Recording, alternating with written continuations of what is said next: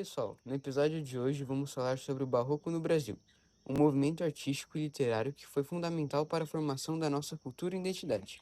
Esse período, que vai no final do século XVI até o início do século XVIII, é marcado por contrastes onde a religiosidade e a crítica social se encontram em muitos textos e obras. Vamos explorar o contexto histórico da produção literária, as influências filosóficas da época, além de falar sobre grandes nomes do Barroco, Jorge de Matos e Padre Antônio Vieira. Fique com a gente, pois o Barroco no Brasil tem muito a nos ensinar. Bom, primeiro vamos introduzir um pouco sobre o contexto histórico da produção literária no Barroco.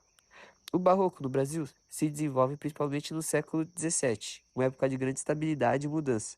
O país ainda estava sob domínio português e a colonização estava se consolidando, com a economia voltada principalmente para a exposição do açúcar. Mas o cenário cultural era marcado pela forte influência da Igreja Católica, que dominava o pensamento e as práticas religiosas, impulsionando o movimento da Contra-Reforma, que visava combater as ideias do protestantismo.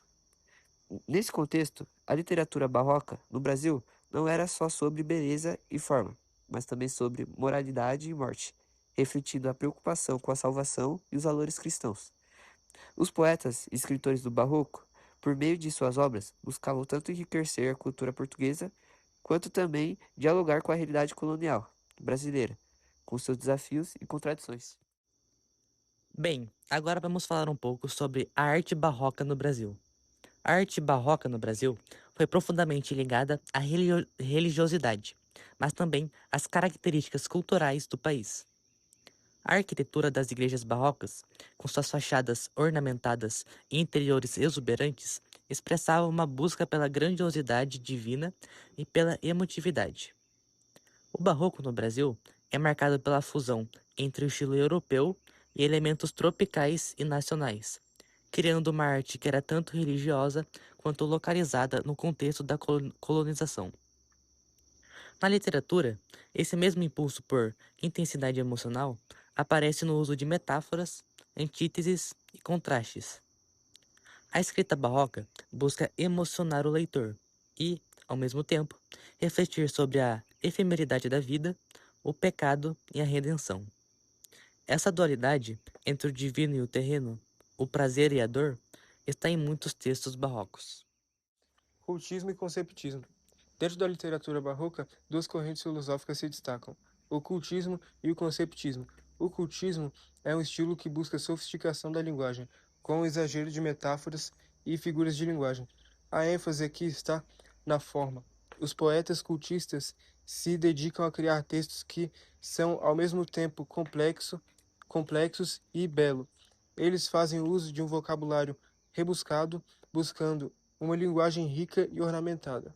Já o conceptismo foca no conteúdo, com uma linguagem mais sóbria, mais carregada de reflexão filosófica. Os conceptistas priorizam o significado e a intensidade das ideias. Em vez de usar uma linguagem rebuscada, a ideia é criar uma obra que tenha um fundo moral e reflexivo, sem abrir mão da profundidade intelectual. Padre Antônio Vieira é um grande exemplo de conceptista, com seus sermões e escritos sobre a moralidade e a sociedade. Gregório de Matos. Agora vamos falar de um dos maiores nomes da poesia barroca no Brasil, Gregório de Matos, também conhecido como A Boca do Inferno. Sua obra se destaca principalmente pela crítica social e pela ironia.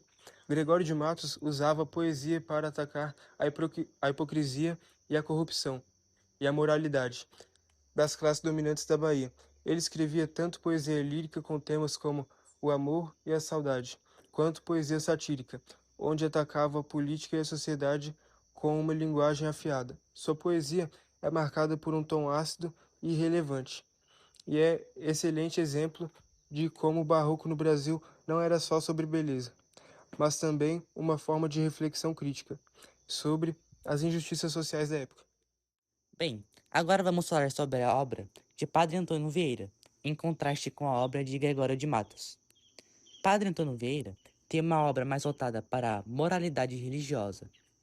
Seus sermões são conhecidos pela profundidade de conteúdo e pela força retórica. Vieira buscava não apenas ensinar os valores cristãos, mas também refletir sobre o papel da igreja, da sociedade colonial e a moral de seu tempo. Sua escrita é mais sóbria do que a de Gregório de Matos, mas não menos poderosa. Ele usava uma linguagem clara, mas com forte apelo emocional, e tinha um estilo profundo e didático. Nos seus sermões, ele falava sobre temas como salvação, pecado e ética, sempre com uma crítica à sociedade e à exploração dos povos indígenas e dos escravizados. Apesar de sua ligação à igreja, Vieira não tinha medo de questionar as estruturas de poder de sua época.